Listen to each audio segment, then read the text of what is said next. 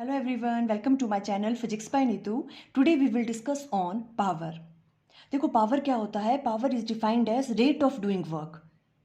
Means किसी work को complete करने में कितना टाइम लग रहा है, कितने टाइम में कोई वर्क कंप्लीट हो रहा है, उसे हम क्या कहते हैं, power. Power is defined as rate of doing work. तो पावर किसके बराबर आ जाएगा, W divided by T. Means कोई भी वर्क डन है वो कितने टाइम में कंप्लीट हो रहा है. अब देखो, अगर टाइम की वैल्यू कम होगी तो पावर की वैल्यू ज़्यादा होगी, है ना. और अगर टाइम की वैल्यू ज़्यादा होगी तो पावर की वैल्यू क्या हो जाएगी, कम. इन्वर्सली वेरी कर रहे हैं ये, है ना. इसे देखो आप इस तरह से भी अंडरस्टैंड कर सकते हो. मान लो 2 पर्सन है ना. जो फर्स्ट पर्सन है वो किसी वर्क को कंप्लीट करने में कितना टाइम लगा रहा है, 1 आवर. ठीक है. और जो सेकेंड पर्सन है वो उसी वर्क को 2 आवर में कंप्लीट कर रहा है. तो किस वाले पर्सन की पावर ज़्यादा होगी, फर्स्ट वाले पर्सन की, बिकॉज वो उस सेम काम को कितने टाइम में पूरा कर रहा है, 1 आवर में, है ना. मीन्स अगर टाइम की वैल्यू कम होगी तो पावर की वैल्यू क्या होगी, ज़्यादा होगी. क्लियर. अब देखो, जो पावर है वो क्या है, एक स्केलर क्वांटिटी है. It is a scalar quantity. और अगर इसकी यूनिट्स की बात करें हम, तो इसके SI यूनिट्स क्या होते हैं, देखो SI units of power. SI unit क्या है पावर के, what. SI unit of power is what. ठीक है. अब देखो 1 वॉट किसके बराबर होगा, इक्वल टू, देखो वर्क के क्या होते हैं, जूल. SI यूनिट कितने होते हैं वर्क के, जूल. और टाइम के कितने होते हैं, सेकेंड, 1 सेकेंड, है ना. तो 1 वॉट किसके बराबर आ जाएगा, 1 joule divided by 1 second. Clear हो गया यहाँ पे, है ना. तो हम राइट डाउन कर सकते हैं कि आपके पास जो 1 वॉट है वो किसके बराबर है, 1 जूल पर सेकेंड के बराबर, है ना. ये इसके SI यूनिट्स हो गए. अब इसकी डायमेंशंस की बात करें अगर हम, तो इसके डायमेंशंस क्या होंगे, देखो पावर के डायमेंशंस कैसे फाइंड आउट करेंगे. पावर किसके बराबर होता है, W डिवाइडेड बाय T. ठीक है. और वर्क डन के क्या होते हैं, देखो वर्क डन किसके बराबर होता है, फोर्स इंटू डिस्प्लेसमेंट, है ना. F into S divided by T. तो अब देखो पावर के क्या निकलेंगे डायमेंशंस. फोर्स के क्या होते हैं, देखो हम सबको पता है ML T-2, ये तो आपको पता होना चाहिए. साथ में डिस्प्लेसमेंट के क्या होंगे, L डिवाइडेड बाय, यहाँ पे टाइम के आ जाएंगे T. ठीक है. और यहाँ पर देखो क्या आ गया सॉल्व करके, ये ML T-2. वैसे वर्क डन के हमने भी किए भी हैं लास्ट लेक्चर्स में. ठीक है. ये हो गया T. तो यहाँ पे पावर के डायमेंशंस हमारे पास क्या आ जाएंगे, ML2. T ऊपर चला जाएगा तो T-3. -2 पहले से, ऊपर एक और आ जाएगा तो T-3. ये पावर के क्या हो गए, डायमेंशंस. क्लियर है यहाँ तक, कोई प्रॉब्लम,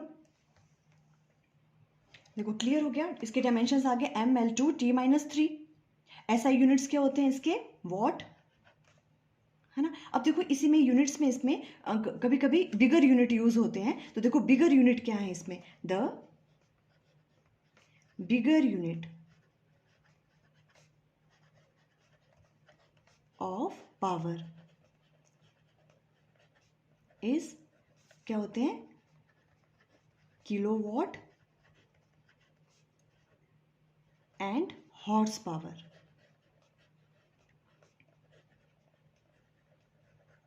ठीक है. अब देखो इसको ये जो किलोवाट है, अगर किलोवाट को आपने किस में लिखना है, वॉट में राइट डाउन करना चाहते हो तो आप कैसे राइट डाउन करोगे, 1 किलोवाट किसके बराबर होता है, 1000 वॉट के बराबर. सबको पता है 1 किलोवाट किसके बराबर होगा, 1000 वॉट. और जो आपके पास 1 हॉर्स पावर है, ये बिगर यूनिट है पावर के, 1 हॉर्स पावर 1 HP, इस तरह से हम डिनोट करते हैं इसको. ये कितने वॉट के बराबर होता है, ये आपको लर्न करना है, 746 वॉट के बराबर होता है. ठीक है. न्यूमेरिकल प्रॉब्लम्स में आ सकता है आपको, है ना, कि हॉर्स पावर में फाइंड आउट करो पावर. तो 1 हॉर्स पावर किसके बराबर होता है, 746 वॉट के बराबर. क्लियर. अब देखो नेक्स्ट हम करते हैं इंस्टेंटेनियस पावर. देखो इंस्टेंटेनियस पावर क्या होती है, rate of doing work at a particular instant of time. एक पर्टिकुलर टाइम पे कितना वर्क डन हो रहा है उसे हम कहते हैं इंस्टेंटेनियस पावर. देखो पावर को किस तरह से राइट डाउन करेंगे हम, delta W divided by delta T. ठीक है। देखो डेल्टा टी का मतलब क्या है, वैसे हम पहले भी डिस्कस कर चुके हैं। देखो डेल्टा टी क्या होता है, अगर डेल्टा वर्ड यूज हो रहा है इसका मतलब क्या है, जो आपके पास टाइम पीरियड है वो क्या है, हम बिग टाइम पीरियड की बात कर रहे हैं, बिग चेंज इन टाइम की बात कर रहे हैं, ठीक है।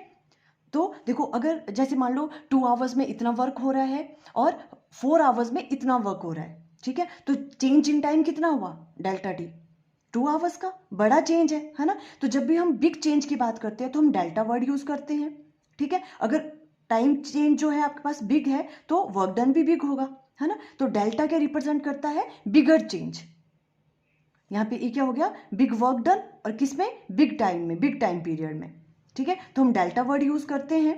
और अगर हम इंस्टेंटेनियस की बात करें, मीन्स एक पर्टिकुलर टाइम पे कितना वर्क डन हो रहा है, ठीक है, उसे करने के लिए हम किस तरह से डिनोट करते हैं इसको। देखो ये तो क्या है, एक बिगर थिंग की बात कर रहे हैं हम। अगर इसमें हम क्या करें, limit delta t approaches to zero, आपको विजिबल है, delta t approaches to zero, means जो भी आपके पास चेंज इन टाइम है वो किस पे अप्रोच हो रहा है, जीरो पे अप्रोच हो रहा है, मीन्स कोई चेंज ही नहीं है टाइम में। हम एक पर्टिकुलर टाइम की बात कर रहे हैं, मान लो कि 2 सेकंड पे बताओ कितना वर्क डन हो रहा है, ठीक है। तो उस वाले केस में क्या हो रहा है आपके पास, उसको हम कैसे राइट डाउन करते हैं, limit delta t approaches to zero, ठीक है। तो फिर आप इसको डेल्टा में ना लिख के इसको राइट डाउन करते हैं हम D W divided by d T.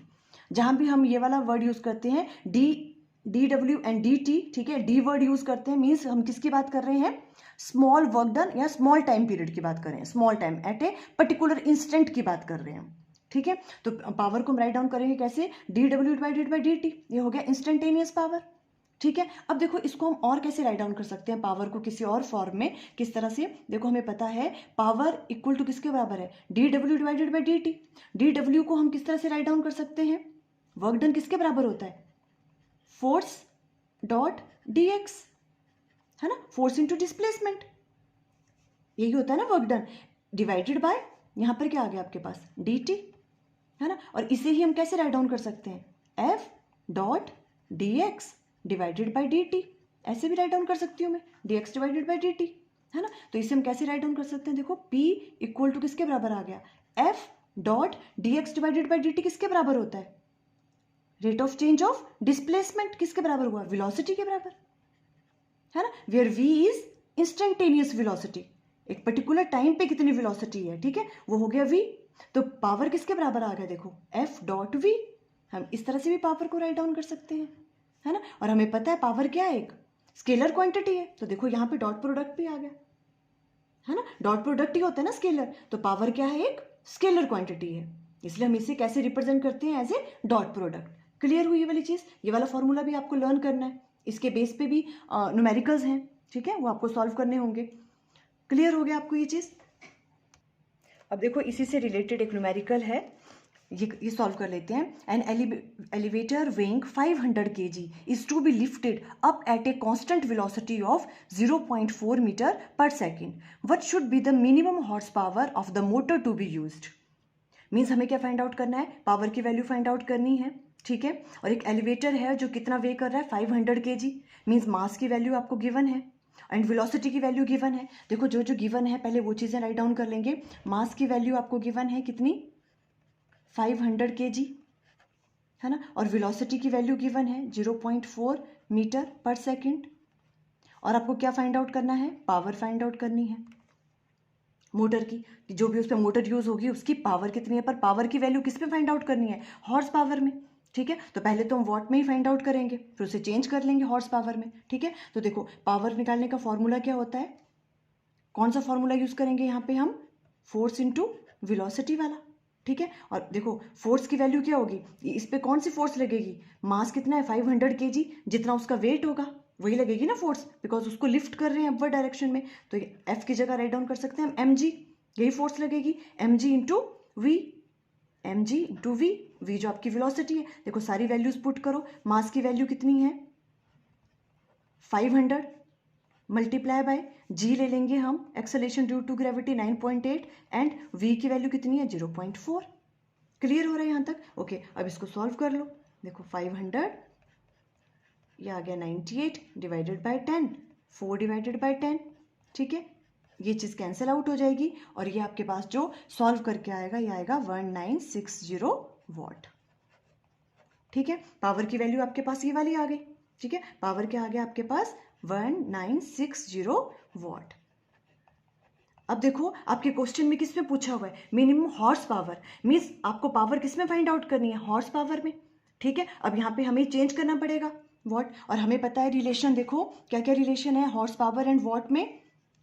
जो 746 वॉट है वो किसके बराबर होता है, 1 हॉर्स पावर के बराबर, है ना, 1 हॉर्स पावर के बराबर। 1 हॉर्स पावर किसके बराबर होता है, 746 वॉट के बराबर। ठीक है, और 1 वॉट किसके बराबर आ जाएगा, 1 डिवाइडेड बाय 746 हॉर्स पावर।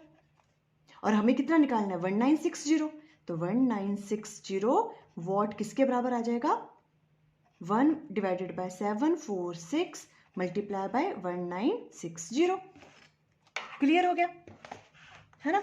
ये वाली चीज देखो 746 वॉट होता है 1 हॉर्स पावर के बराबर, और 1 किसके बराबर होगा, 1 डिवाइडेड बाय 746 हॉर्स पावर। और हमें 1960 निकालना है, 1960 वॉट किसके बराबर होगा, 1 डिवाइडेड बाय 746 मल्टीप्लाई कर देंगे 1960 से। ठीक है, और ये सॉल्व करके आपके पास क्या आ जाएगा 2.62। ये आप सॉल्व कर लेना, हॉर्स पावर, ये आंसर निकल गया। देखो पावर का आपका हॉर्स पावर में इस तरह के क्वेश्चंस आ सकते हैं। ठीक है, तो देखो आज हमने पावर के बारे में डिस्कस किया, उसके यूनिट्स के बारे में, उसके बिगर यूनिट्स कौन होते हैं, और उससे रिलेटेड न्यूमेरिकल भी डिस्कस कर लिया। आई थिंक आपको क्लियर हो गया। Okay, thank you.